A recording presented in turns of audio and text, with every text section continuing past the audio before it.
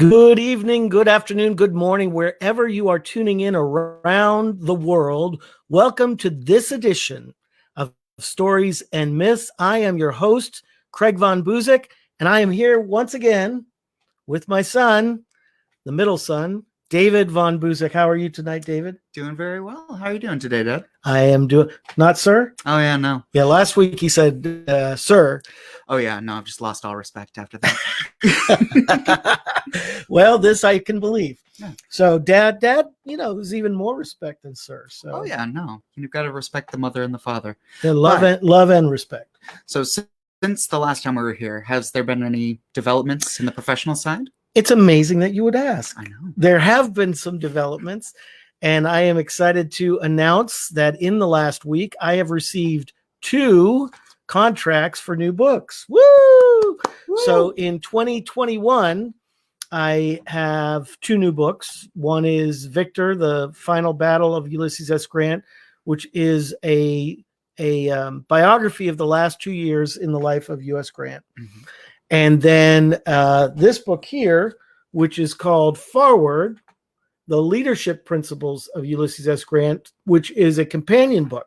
So I was blessed. This is the first time I've ever had 2 books come out in 1 year. Mm-hmm. And it appears that it's going to happen again in 2022. Oh, that's wonderful. Because I think that both of the books that I have received contracts for are well along in being written. Mm-hmm. And I am not going to give away the information on those 2 books, other than to say one is a narrative biography, a very interesting history of a very important person in American history and American culture. And the other one is a teaching book, which this is my first teaching book since 2011. I believe. Oh, really? The last teaching book that I could think of was Praying the News. I was going to say Praying the News, because wasn't the original release of 7 Keys earlier than that? The original was in 2004. Okay. Hard to believe already. Yeah. 17 years since my first book was released, which is hard to believe.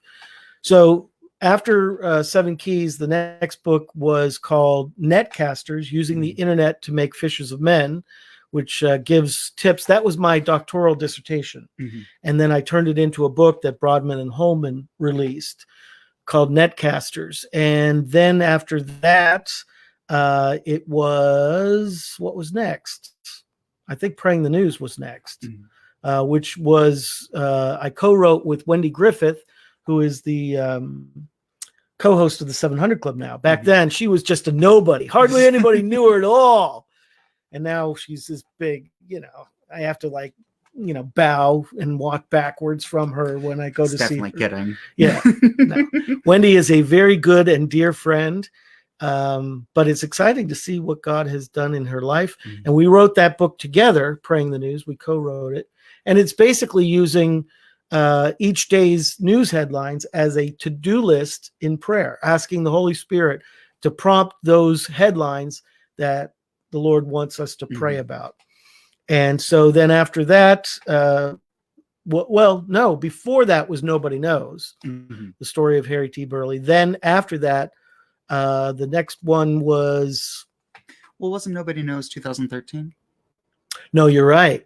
Nobody Knows came next, right? Mm-hmm.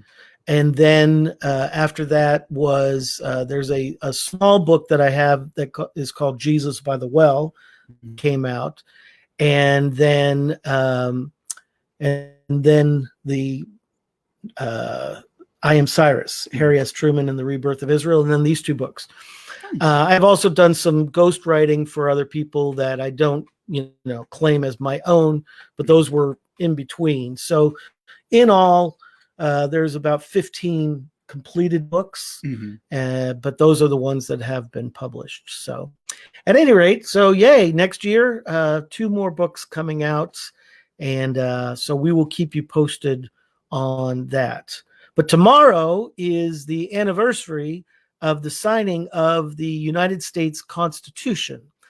And so we thought that it would be good to talk about what happened that brought that about, and some of the ramifications of that. So what do we got? All right. So starting off, what were the causes of calling the Constitutional Convention? They did have those Articles of Confederacy initially. Yes. Yeah. Well, after the signing of the Paris Peace Treaty, where England pulled out, Great Britain pulled out of the American colonies, the colonies still looked at themselves more as separate countries.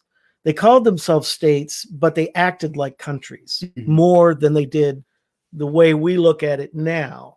It took a long time to unlearn all that European training, because all those little, in Europe there's little Switzerland next to France, and Luxembourg. It's like and going to drive 40 minutes and go to another country kind of thing. Sometimes it's not even that. It could be half hour. And so there's Estonia and Latvia, all these tiny little countries, and then some bigger countries, but none of them really that big. None of them were bigger than, like Pennsylvania, for example. So the original colonies, they entered into that Confederation in a very selfish manner. They saw the need for mutual protection and defense. They saw the need for trade, but they didn't really cooperate in those years during that, under the Articles of Confederation. In fact, it got to the point, and this is when it started to get bad, where New York City, of course, has this amazing harbor, this amazing port, and New Jersey and Connecticut both touch New York. They're right across the river from New York, but New York was charging exorbitant amount of fees for New Jersey and Connecticut, who were right there. I mean, throw a rock, you could hit New Jersey to use the port. And it got to the point where New Jersey and Connecticut were meeting to discuss going to war. It's hard to imagine. States going to war with each other. New York would be at war with New Jersey and Connecticut. The same thing happened between Virginia and Maryland over fishing rights in the Potomac River, of all things. And it almost came to a battle between those two states. New York State especially was becoming very much, in their own mind, they were becoming their own nation. And they didn't really love the idea of being with the rest of the colonies. And they certainly didn't see themselves as much of a nation as a confederation of nations. And so the problem was that even though there was a Congress that met and was sent from all these different colonies, they were a Congress without teeth. They couldn't pass any laws that the states would say yes to unless the states all agreed. They couldn't raise any taxes. So they had to go, the federal Congress had to go to the individual states with hat in hand and say, would you please give us money so that we can operate the federal government? That doesn't work, because, the human nature is such that the states were going to say, you know what, we're really tapped out. We just don't have very much money, so we're sorry. And it got to the point where the federal government was trying to negotiate trade agreements with other nations like France and Spain and even Great Britain, but they were not able to, because the states were several of the states were negotiating their own trade agreements. And of course, as far as mutual protection, how can you have an army and navy without taxation to support it? So what had happened is that under King George, things had grown so oppressive, being under a tyrannical monarch who had full sway and say over the power, over the affairs of the colonies, that they went to the other extreme. And they said, we don't want any kind of a federal oversight. And that just simply doesn't work. And so there were a lot of people like Alexander Hamilton, Benjamin Franklin, James Madison, George Washington, who recognized that this thing was an experiment that is not working. And it had to be either revised or totally chucked and a new system had to be created. Well, in the mind of James Madison, that's what needed to happen. And so years, probably 3 or 4 years before the convention happened in 1787. So you're talking in 1783, 84, Madison was reading books on government and structure for government and political philosophy. You know, he was neighbors with Thomas Jefferson, so they were trading books and sharing ideas and writing letters to each other. He was speaking with the other leading people in the country, and he came to realize that it's time. And so he actually put together what became known as the Virginia Proposal, which we'll talk about in a minute. So when he went to that convention, he went with every intention. So he was like fully prepared. Oh, he had planned. It was a preordained plan to scrap the Articles of Confederation and to create a new constitution. Well, now that we know how James Madison prepared for it, what role did George Washington play in the convention? Well, it's interesting because a lot of the delegates from the different states started to arrive in Philadelphia, which of course was where the Declaration of Independence, was hammered out, and it was the place where the Continental Congress first met, and it was right there in the center of the colonies. 6 colonies to the north, 6 colonies to the south, which is why Pennsylvania is called the Keystone State, because in an arch, you've got half the stones this way, half the stone, or not half, but let's say 6 stones this way, 6 stones that way. The 13th stone is the one that holds up the arch. So next time you eat Heinz ketchup, look at the front cover. It's the Keystone from Pennsylvania. Yeah. So little trivia there from Western Pennsylvania natives. But they had met in Philadelphia and nothing was happening. There weren't enough people there for a quorum to get the proceedings started. James Madison's cooling his heels. And so Madison really reached out to George Washington and said, he was the rock star. He was the celebrity. When the royals, Prince William and Princess Kate come out and you have 1,000 photographers and all the journalists clamoring, that's how it was with George Washington. Yeah, all those photographers back then. All the photographers, all the cameramen, chiseling with rocks like the Flintstones. It's like just painting the portraits. Just hold there. Yeah, George. yeah. Wait. Right.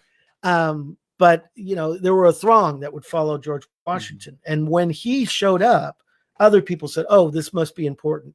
And so James Madison, a fellow Virginian, really reached out to him and said, "We need you on board." And Washington didn't want to go. He was loving his retirement at Mount Vernon.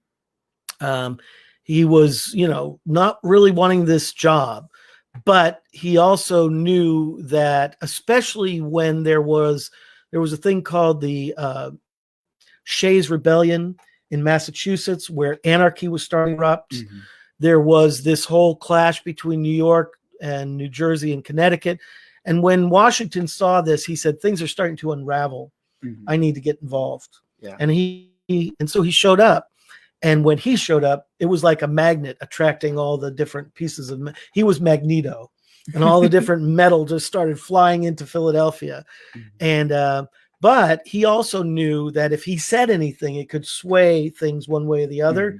So he said to Madison, "I think that I better just observe." And Madison said, "Well, yes, but you're a great leader and you are a fair person. People trust you. What if you preside over the affair?" And Washington said, that's a good idea. Let's do that. And so Washington was there for stability, but he was also there to say, this is important and we all need to take it seriously. Yeah. It's kind of that feeling of like, you were talking about the anarchy in the different states. It's that if you are there and if there is something that needs to be done and you have the ability to do it and you don't do it, then any consequences fall on you. Exactly correct. It's that kind of feeling. Yeah. So you had spoken about the Virginia plan. What exactly was Madison's Virginia plan? Well, Virginia was by far the largest state at that point. It had double the population of Pennsylvania. It had double the population of Massachusetts. It had double the population of North Carolina, which were the next and New York State, which were the next states in population, and then it far exceeded the little states, Rhode Island and Connecticut. Exactly, Delaware, and even Georgia. Even though Georgia was large in terms of size, South Carolina large in terms of size, at that point they had very small populations. Well, Madison came in and basically said, we think that our proposal is that the Congress be represented based on population, because up to that point there was just one congressional vote. They may have had 2 or 3 delegates for each state, but they had the same number and each of them had 1 vote. So if you watch the movie 1776, when they vote, each state had to come to agreement, and then whatever that agreement was the vote. Well, Madison said it needs to be based on population because we're a representative democracy. It's like having Rhode Island dictating what's going on in Virginia, the largest colony, is not going to be fair from their perspective. And vice versa. Exactly. So up to that point, it was the state legislatures that appointed the congressman. And so Madison said, no, we need to have a Congress that is voted in by the people based on every 10 years we have a census, and the numbers, as they change, will affect the number of representatives. Well, the smaller states went, oh, wait a second. Yeah, there's no way we're going to support that. So it was a bit of a non-starter, although he also started to mention the ideas of breaking up the power, even of the Congress, because they, having been under the king, they recognized that and this was one of the things that Madison and Jefferson and Benjamin Franklin had really been saying in terms of what they had been reading in political literature over time, and that was that when power is concentrated, it is corrupt. When it is separated, it is less corrupt, but it still is power and still can corrupt. So within even the separation, we want there to be checks and balances. So he said, let's do a legislator, the Congress. Let's do an executive, whatever we're going to call that person. And let's have a court that will judge whether these laws are constitutional or not. And so that was laid out on the table, but there was a lot of pushback. There was pushback from some people because they said, no, we want to keep it the way it is. Then there was pushback from other people who said, I like some of these ideas, especially the smaller states, but that's not fair. You guys are going to have all the power. We'll have nothing. So there was another plan that was put forward from the delegation from New Jersey. And so what was New Jersey's plan? The New Jersey plan was kind of just the opposite. And they said, well, it wasn't exactly the opposite, but it was kind of pushing in another direction a little bit. They said, okay, let's have a Congress, but let's have it just be based on 2 representatives from each state, and let's stick with the 1 vote per state. Well, there were a lot of people who didn't like that idea. So especially the larger states pushed back against that. And so then we had the entrance of a very famous person who's most famous recently. He was chosen for the Constitutional Convention. Who was that? It's Alexander Hamilton. Alexander Hamilton. I was chosen for the Constitutional Convention. So if you're not familiar, those are obviously lines from the Broadway musical Hamilton. Which is very nice. It's up on Disney Plus. Yes, highly recommended. It's excellent. So what was the proposal from Alexander Hamilton? Well, and just before I do that, let's share a couple of comments. So why don't you go ahead and read this from Marlene? So Marlene Banks says she was born and raised in Philadelphia, Pennsylvania. West Philadelphia, born and raised. And she's ashamed to admit she never knew why it was called the Keystone State. So thank you for that tidbit. Very good. And then Ben? Ben, PA resident here as well, Marlene. And Marlene responds? Oh, nice. A thumbs up for Ben. Yeah, go Ben. And so, of course, I guess everybody watching here is Pennsylvania residents. All right. Yeah, very cool. It's like, the first 5 presidents of America all being from Virginia. It's Exactly. Just, we'll exactly get everyone else right. in here eventually. Yeah, eventually they'll all show up. But Alexander Hamilton was a very staunch believer in a powerful federal government. He hated what was going on with the Articles of Convention. He was very staunch in his opinion. Mhm. And being who he was an abrasive character and a very strong mind, but also very strong will. Mhm. And so he stood up and he said, I think we should just get rid of all the power of the states and put it mostly in the hands of the federal government. And we should have the Congress and the judicial, but we also should have a monarch.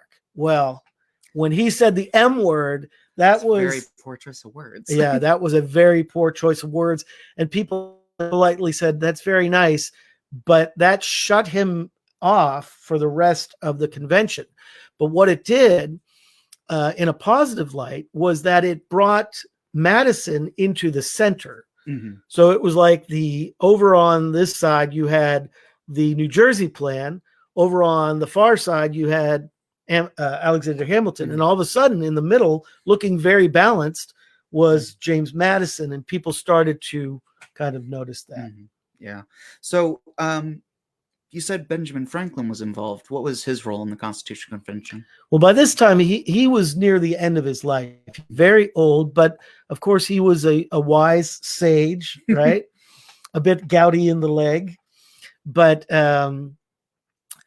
he was taking this all in. And at this point, it started to seem like everything was about to unravel. Mm-hmm. There was no agreement.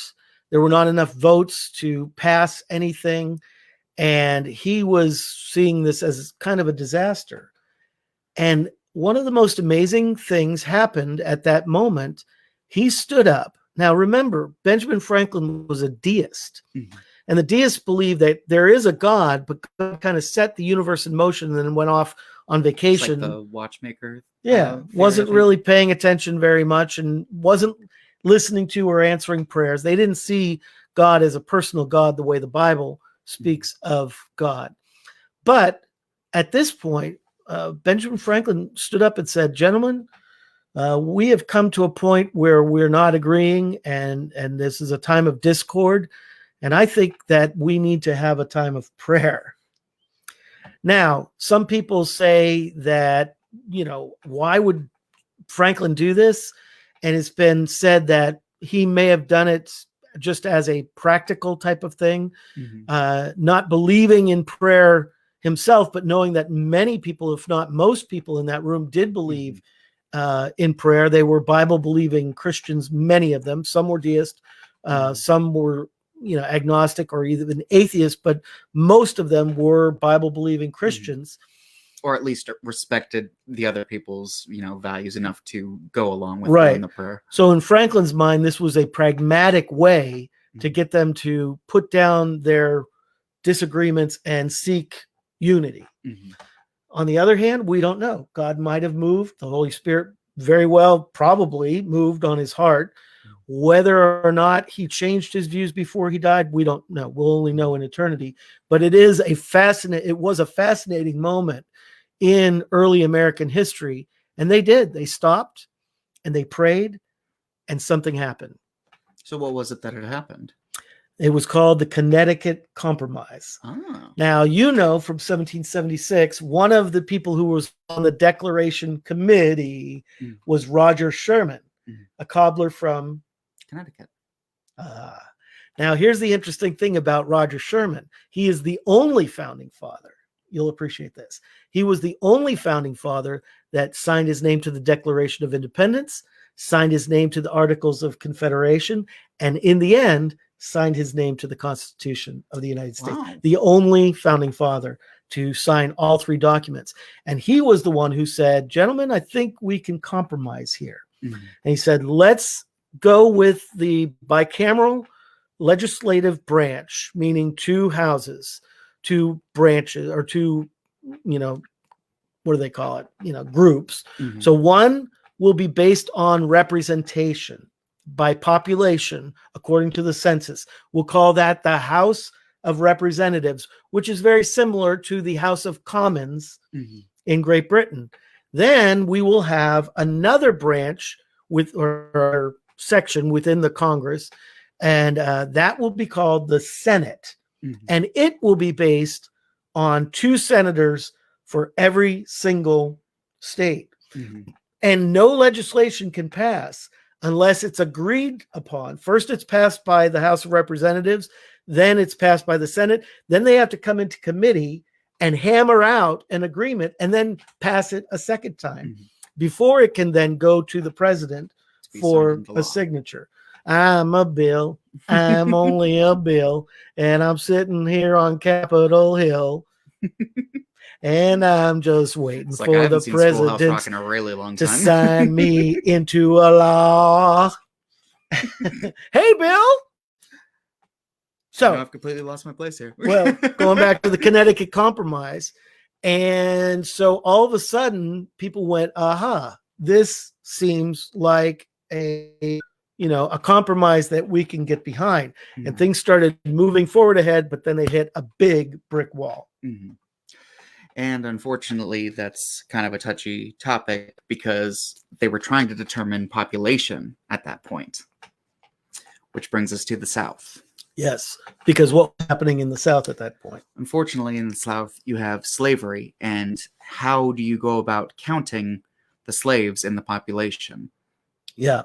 How can you not recognize them as people, but still recognize them enough as people that they can affect your population? There's, a lot of time there are people who are really tough on the South, but it needs to be remembered that there was slavery in the entire, in all of the colonies at one point. But what had happened is that it became less and less profitable. It didn't make sense in the North from an economic position to have this kind of slavery. And it even was starting to be phased out in the South. But there were 2 things that happened that changed that. One was in all of the United States, there was a religious revival called the Second Great Awakening. And it was a return to the Bible and biblical truth and return to the teachings of Jesus. And people started to realize that slavery was based on poor interpretation of the New Testament. It really doesn't hold up under the proper interpretation of what Jesus taught and what Christianity was all about. Now, not everybody believed that, but a lot of people believed that, and it was really pushed by the Quakers. They were the driving force behind abolition, all the way from the Great Awakening up until the end of the Civil War. They just kept hammering on it. But there were others as well, but they were, one of the big forces behind it. So that was happening North and South, but primarily North. In the South, there was the invention of cotton gin. The cotton gin. Gin is short for engine. There was a man named Eli Whitney. Very good. And he created a machine that's very quickly and easily separated the seed from the cotton. It used to take a person a long time to do that, and they would end up with just a small pile. You put it into that machine and they'd crank it, and it was like just spitting it out. And I mean, it was like almost like a money-making machine. And so that's why they said cotton is king. And all of a sudden, there was this tremendous need for labor to bring the cotton and the tobacco and the rice in, because the South was primarily an agrarian society, where the North was becoming more and more of an industrial society. So the South at this point, they were not interested in giving up their slaves. And it almost broke up the Declaration of Independence and the vote for independence. But Adams and Franklin and Jefferson compromised. And so the South went along with it because they were able to keep their slaves. Well, here it comes again in the conventional constitution, or constitutional convention, which became a conventional constitution. And so the South obviously wanted to boost the number of people that were counted as population. And the North, the people in the North said, they're not citizens. In fact, many of your people don't even look on them as human beings. Why should they be counted for your votes? And again, it came close to the whole convention breaking apart. Mm-hmm. But there was a person that came forward and said, what if we do this? And it's infamous and a stain on our history, but this was the compromise, that we say for every 5 free people, we will count 3, or I'm sorry, for every 3 free people, we will count 5 black slaves. So it was called the Three-Fifths Compromise. So for every 5 slaves, they would get 3 votes. Exactly right. And so that, of course, boosted the power of the South, which was one of the reasons why the South had so much power all the way up to the time of the Civil War, was that they had this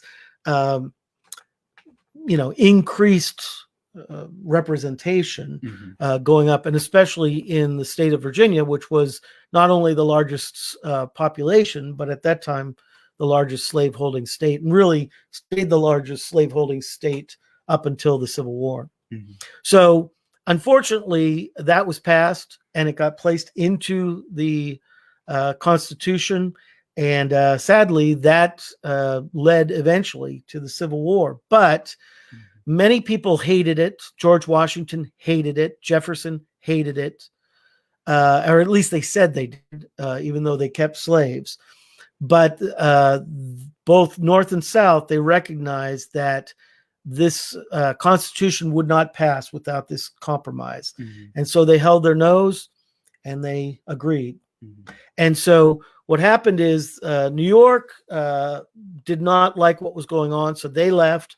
New Jersey didn't like Rhode Island didn't like what was going on, so they left. And so once those delegations were gone, they held a vote, and it was unanimous, because which was kind of stupid on the part of New York and Rhode Island. It's not going your way. It's like you just leave everyone who's for it to vote. So after the Constitutional Convention, it had to go to Congress, right? Exactly. Now, here's where the problem came in. Congress had not told them to write a new constitution. They wanted to only amend the Articles of Confederation. So they were pretty upset about this. They said, hold on, this is not valid. Well, Madison came back and said it was passed unanimously, and each of our delegates came from the Congress, so why wouldn't it be valid? And the fact that it was unanimous really allowed for Congress to be put into a very difficult position, because the people saw this as Congress appointing this convention and these delegates, and then the delegates were in total agreement. So why wasn't Congress in agreement? And so Congress kind of shot themselves in the foot, and it was a very wily move on the part of Madison. And so Congress said, all right, well, we're going to send it to the states for ratification. Which did take some time. But we had talked about Alexander Hamilton earlier in... we do have a comment from Marlene. Originally, Quakers owned slaves as well, but changed their stance when they realized it was not in sync with Scripture and their faith. They were extremely remorseful for their early participation, and that was what fed their fervor and kept them dedicated to abolition. Excellent. Very good, Marlene. Thank you for sharing that. Yeah. And really, many throughout the North had the same situation. I know that in my hometown of Erie, Pennsylvania, there were slaves. That's as far north as you can get. You go across Lake Erie, you're in Canada. And so they had slaves up until the late 1700s. So there were slaves throughout the North. But as Marlene pointed out, many people rededicated their lives and their faith in the Great Awakening and realized that slavery was sinful. And so they changed their position. And that's why slavery was even legally done away with in the northern states. All right. So we talked a little bit earlier about Alexander Hamilton and his role and how he had kind of put forth a further extreme version. He used the M word. Yeah, he used the M word. The M word, you don't want to use that. So coming back to him, how did he redeem himself in this situation? Well, there was more pushback from the people than was expected. There was still a lot of revolutionary fervor. The people remembered what it was like to have taxation without representation. They remember what it was like to have to quarter the king's soldiers and feed them.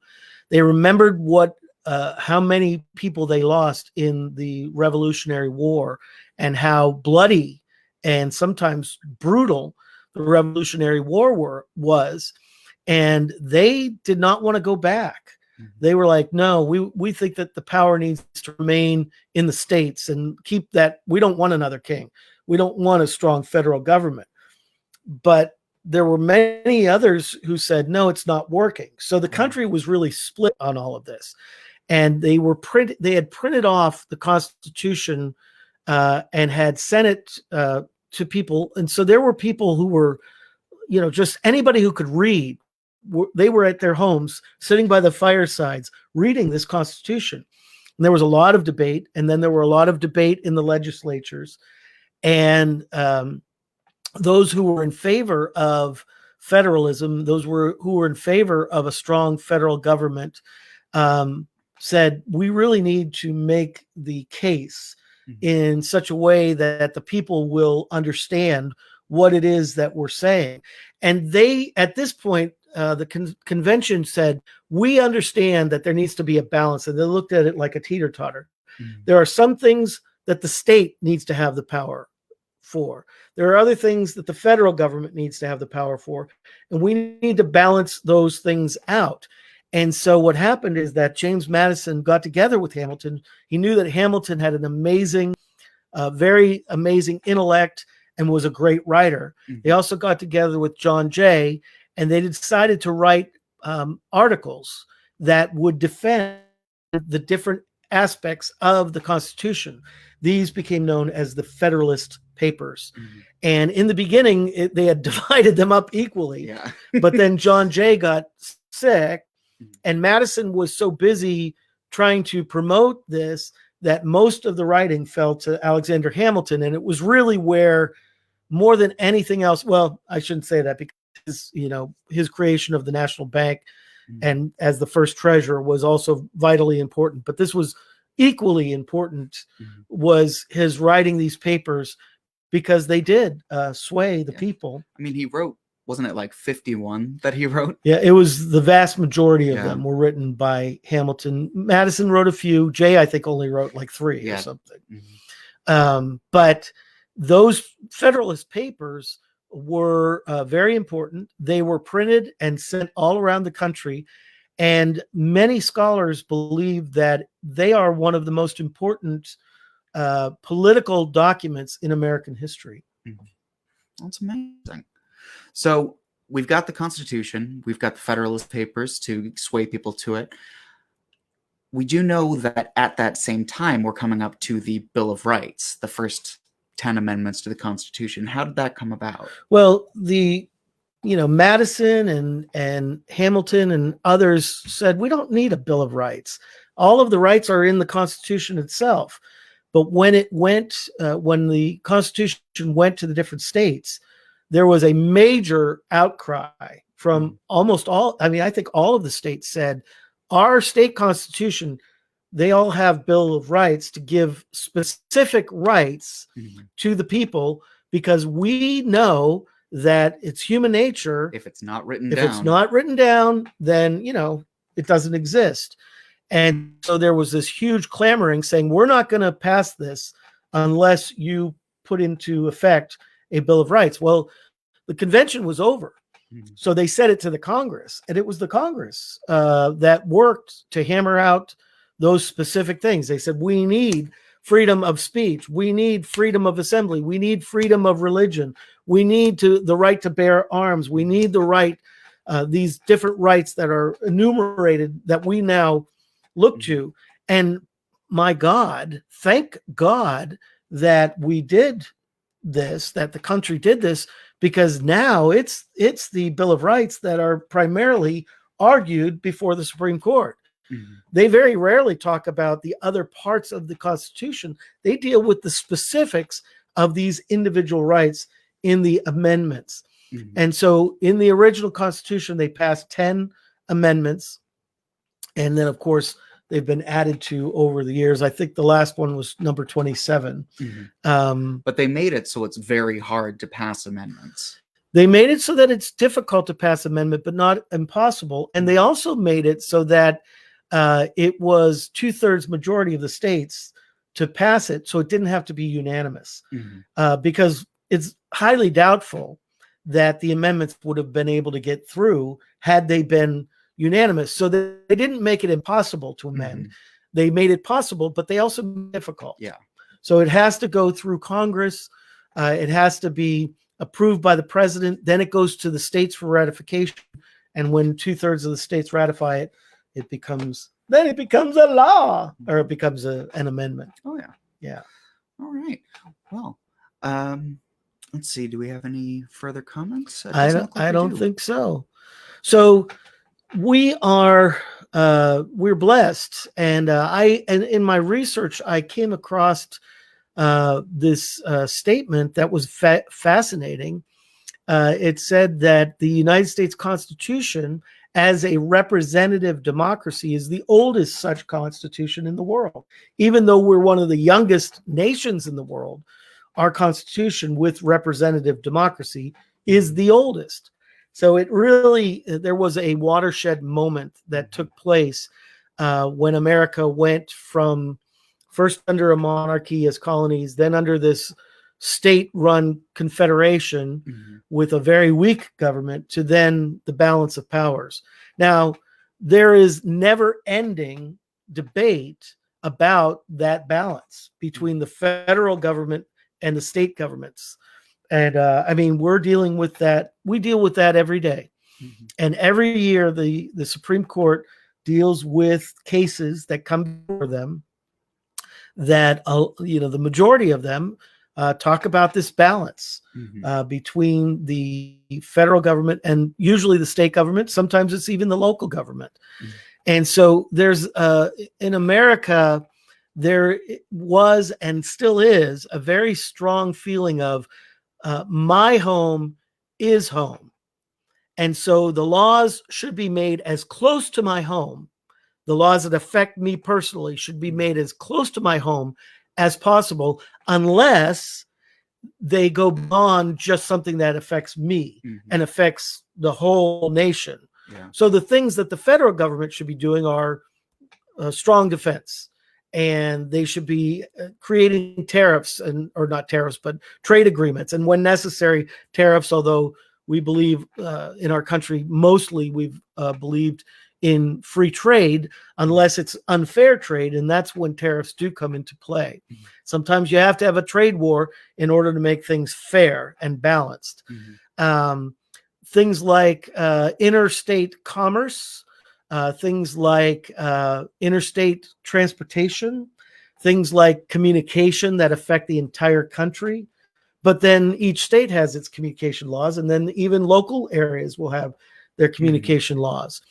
And so all of these things are, kind of the area for the federal government. And there are times when the states say, hold on, that is not your place. That's the place of the state. So the state passes laws according to how education will be done within our state, and according to how you will get a driver's license. To say each state has different laws on whether your car needs to be inspected, and you need to pay certain property tax on your home, and all those kind of things are state. And then of course local government deals with the local issues, and the state and the local share things like, how are you going to do education in your state, and so forth, and in your community.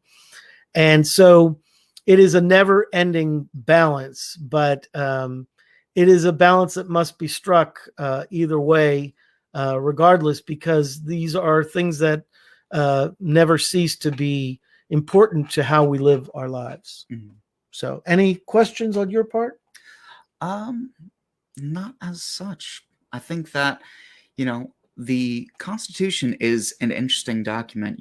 Like you said, it's one of the youngest of its kind, and it's really pretty amazing looking back at it, as we're coming up on this anniversary, looking back and seeing these people came together and just completely invented a government. Yeah, it is rather amazing. But it when you look back over time, it's something that evolved because there was democracy going all the way back to the Greeks, but it was an out of balance democracy because Total democracy. yeah, and that was one of the things that Hamilton, for example, he kept saying, we cannot allow there to be pure democracy because that's mob rule. And so there is wisdom in what took place, even in dividing the House of Representatives, which is much more about the people's direct vote, with the Senate, because up until the 20th century, the senators were put in place by the state legislators. There were not votes for the Senate. And so it was kind of this, let's get the best and the brightest to look over what's happening with the rabble, with the mob, to say, you know, we may want to rethink this and we may want to come to some compromise. Oh, looks like we've got a new question here. Question: is it possible for a state to succeed the Union in this era? Oh, secede? Yeah, it should be secede. Okay. The answer is no. The Civil War answered that question, but actually, that question was actually addressed in the Articles of Confederation. It said, once you have joined the Confederation, there is no leaving. And so what happened in the Civil War was illegal. The secession of the southern states was illegal, although they didn't think it was. Yeah, no, it's only in the third party that's their rebellion that it exactly. becomes illegal. Yeah, if it's my rebellion, then it's totally legal, right? So you'll get all these references if you watch Hamilton, 1776. Yeah, these are things we recommend that you check out.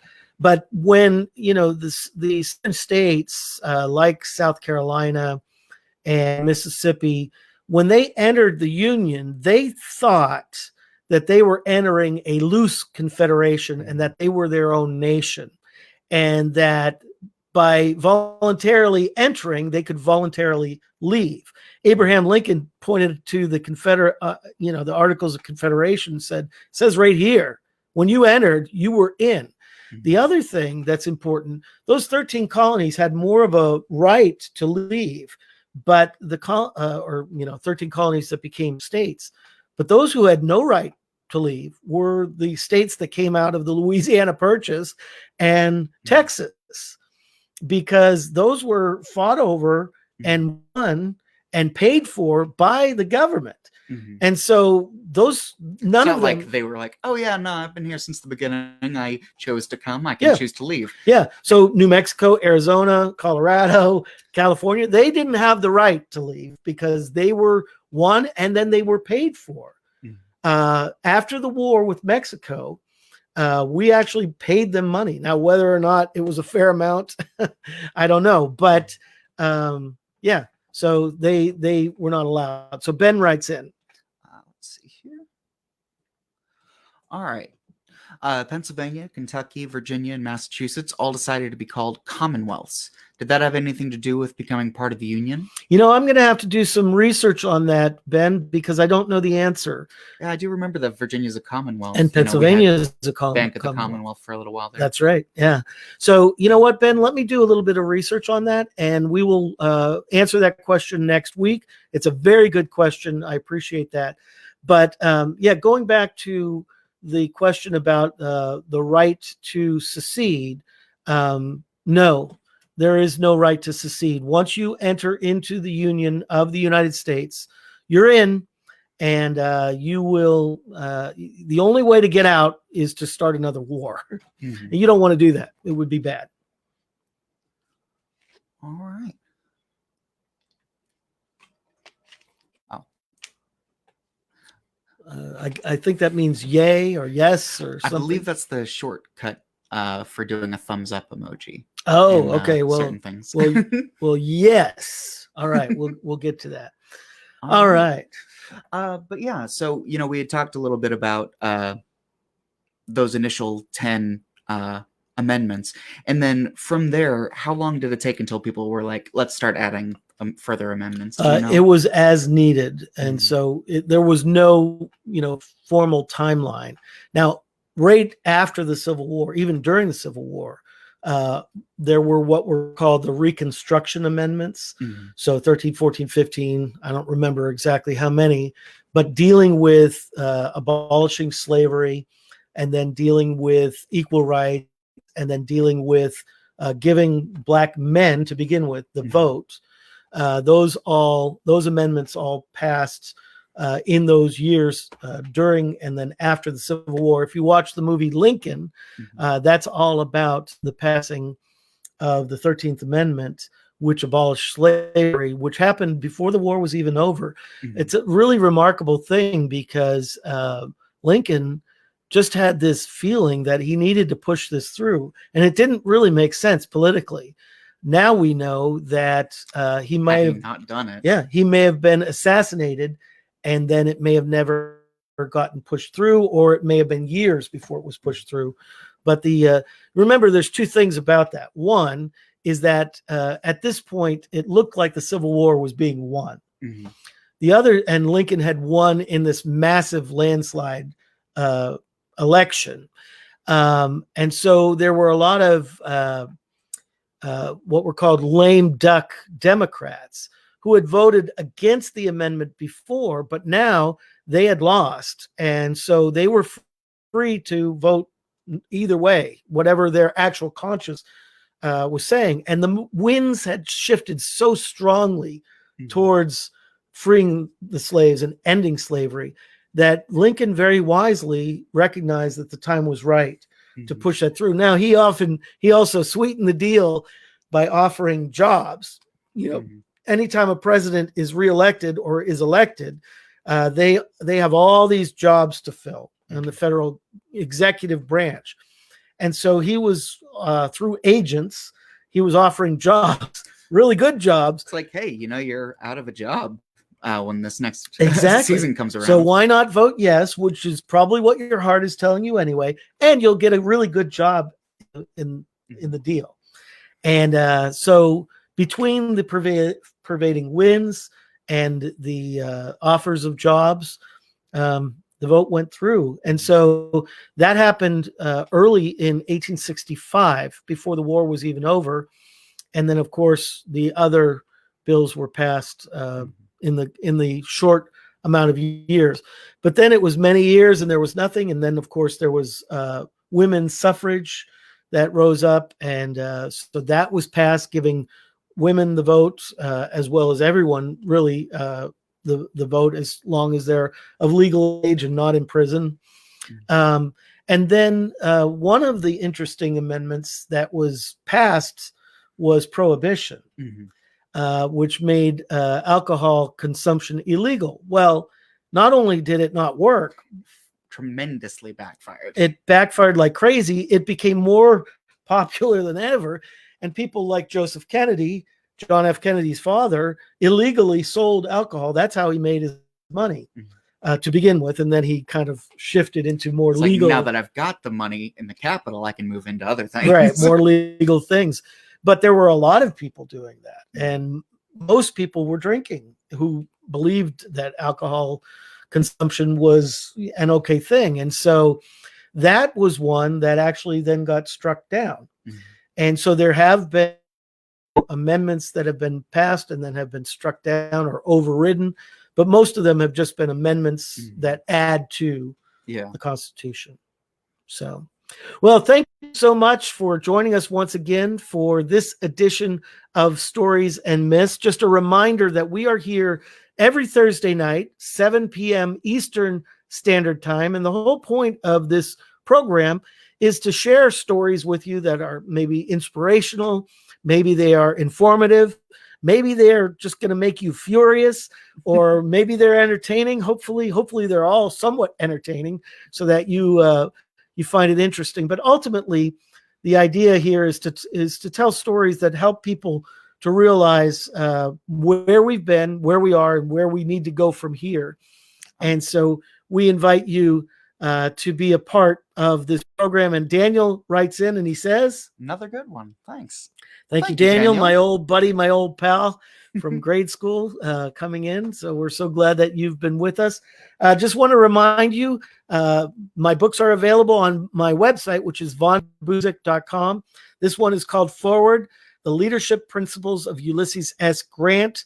The other book that came out this spring was Victor, the final battle of Ulysses S. Grant, which tells the story of the last 2 years of his life and his bankruptcy, and then his fight against cancer, and writing his memoirs in order to make sure that his wife was cared for after he died. It's a remarkable story, very inspiring. Many people know about Grant's involvement in the Civil War, about him being president, but many don't know this amazing story, which is really one of the most remarkable stories in his life. So if you're interested in these books, you could find wherever books are sold, or go to my website, vonbuseck.com. It's just like you see here, vonbuseck.com without the space, vonbuseck.com. And you can order the books there. Also, if you like this broadcast, if you like this program, would you go ahead and subscribe to my YouTube channel? That way you will be informed anytime. Not only is there when there is a new edition of Stories and Myths, but anytime that I post a video, because I also have video interviews, I have different short snippets of teaching or of historical places that I go to visit. And then sometimes we even post things that other members of the Von Buseck family have done. So, for example, we're all excited about my oldest son. His name is Aaron Von Buseck, and tomorrow is the premiere of a movie that Aaron was the director of photography for, and the movie is called A Place Called Home. A Place Called Home, and directed by Kyle Thornton. That's right. And if you go to my my Von Buseck or Craig Von Buseck YouTube channel, you can watch behind the scenes videos and also the trailer for the movie. And tomorrow is the premiere of the film, and then it's going to be shown in movie. What do they call them? Festivals. And then hopefully it'll be picked up for distribution and shown in a theater near you, and also streaming and all that. We will, of course, keep you up to date on all of those developments. But all of those things are available at my YouTube channel. So if you have a moment, go on over there and click on subscribe, and tell your friends to subscribe as well. Because when I get to 100 subscribers, then I can change the name to Craig Von Buseck rather than this gobbledygook that they have right now. It's a weird thing that YouTube does, but if you would subscribe, and that would be great. So, and click on the bell icon to be notified when new videos come out. Thank you, David. Appreciate that. So once again, thank you. We will be back here again next Thursday, 7 p.m. Eastern Standard Time, for another edition of Stories and Myths. And so for David Von Buseck, I am Craig Von Buseck. We will see you again next week. Same bat time, same bat channel. Bye, everyone.